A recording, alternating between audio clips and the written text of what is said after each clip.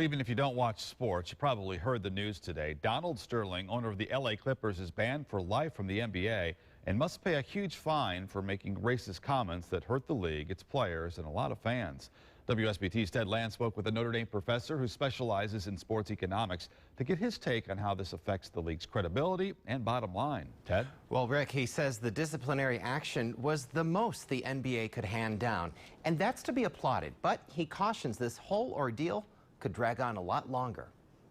Right after he announced to the media a swift, strong penalty for LA Clippers owner Donald Sterling, NBA Commissioner Adam Silver said this. I'm hopeful that there will be no long-term damage to the league and to the Clippers organization. I come back to the question, why did Sterling get away with everything up to now, and then all of a sudden, bang, he gets nailed? Richard Sheehan is a professor of finance at Notre Dame, author of Keeping Score, the economics of big-time sports.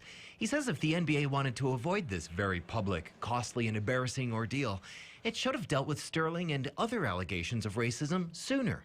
Now they have to convince him to step away from the team or force him to sell. If Sterling wants to fight, I think he has a pretty strong hand, that he owns the franchise, and whether or not he can be forced to sell it would really depend upon the NBA bylaws and how the bylaws are interpreted by the courts.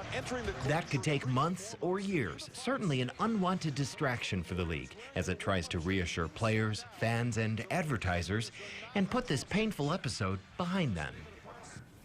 If 3/4 of the other NBA team owners agree to Silver's recommendation, Sterling will be forced to sell the team he has owned since 1981.